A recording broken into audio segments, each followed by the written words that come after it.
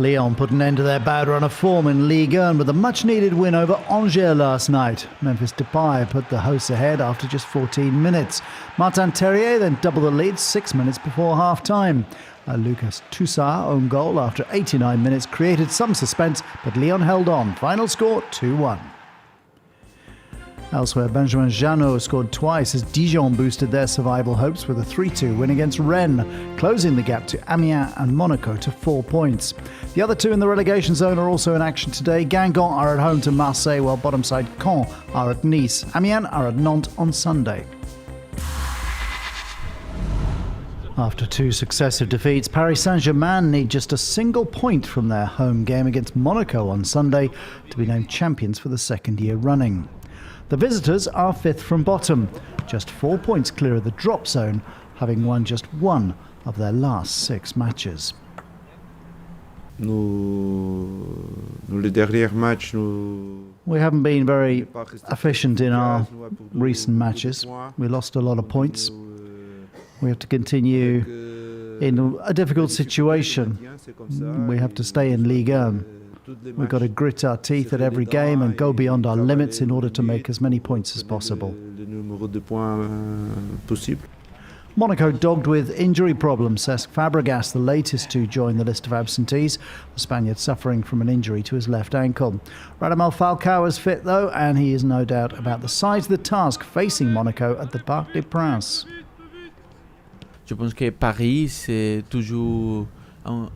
I think PSG are still a big team. They have great players, even if some of them are missing right now.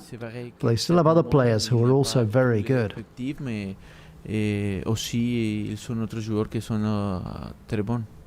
PSG welcome back a host of recent absentees with Marquinhos, Angel Di Maria and perhaps Edison Cavani all fit again. Marco Verratti and Juan Bernat are back after suspension. Manchester City have the chance to avenge their Champions League defeat at the hands of Tottenham when the two sides meet again this lunchtime. City are 2 points behind Liverpool at the top of the Premier League with a game in hand. Pep Guardiola, the coach, says their Champions League exit on Wednesday still hurts, but that his team need to bounce back quickly. No, if you believe it doesn't hurt, or if you believe it's always forget it, I would say no. So I don't want the players forget what they live. I don't want to see my players, when the people expect, no, we forgot what we live in Wednesday for tomorrow. That is not truth. We will not be human beings.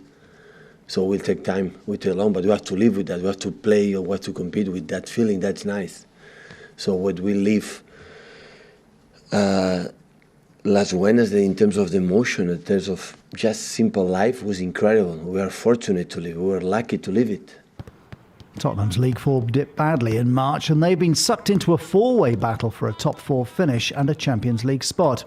Manager Mauricio Pochettino aware that they need to forget Wednesday and refocus. It's so difficult to tell them to stop to think and about the result last night and the possibility to play on semi-final. But it's our responsibility all together to try to make sure that we are going to be there Saturday with the capacity to fight and to challenge them again. Tottenham likely to be without Moussa Sissoko, who was substituted on Wednesday because of a groin problem. Serge Aurier, Harry Winks and Harry Kane remain out, but Eric Dyer could return. More shocks at the Monte Carlo Masters, where Daniil Medvedev is into the semi-finals after knocking out world number 1 Novak Djokovic. Djokovic had beaten Medvedev in the last 16 en route to his Australian Open triumph in January, but the Serb struggled in the opening set, losing it 6-3. Djokovic came back to take the second set 6-4, but it was the Russian 10th seed who emerged the stronger in the decider, winning it 6-2 to book a semi-final against another Serb, Dusan Lajovic. Rafa Nadal survived a big scare from Guido Pella to book his place in the semi-finals.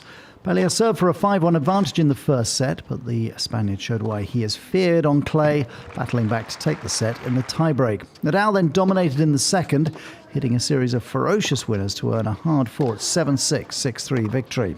Nadal's semi-final opponent will be the Italian Fabio Fognini, who played with a bandaged right arm, coming from a set down to beat Borna Coric. There was an exciting night of EuroLeague basketball in Istanbul where Barcelona edged home side Efes 74-72 in Game 2 of their 5-game playoff series, which is now level at 1 each. Roland Smits' three-pointer had Barca ahead in the third.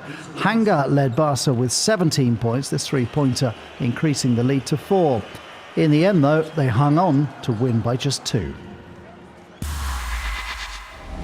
Reigning EuroLeague champions Real Madrid are just one win away from returning to the Final Four after a crushing 78-63 win over visiting Panathinaikos.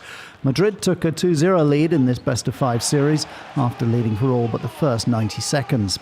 Facundo Campazzo was everywhere for the winners with 13 points, 9 assists, 7 rebounds and 5 steals in less than 23 minutes. That's 7 wins on the bounce for Madrid against the Greeks. Panathinaikos will host Game 3 in Athens on Tuesday. Sur France 24, la nuit, on est très fiers d'accompagner les Amériques dans leurs soirées, de voir l'Asie se réveiller, et on est là jusqu'à ce que Paris s'éveille. France 24 es más que solo noticias. Es libertad, igualdad y actualidad. Nosotros damos un paso más allá, con información al momento para analizar, comprender, poner en perspectiva y debatir. Sur France 24, l'Afrique c'est chic. In Live from Paris, our correspondents around the world keep you up to date. من الطبيعي أن يكون شعارها الحرية وخاصة حرية التعبير في بلد حرية التعبير.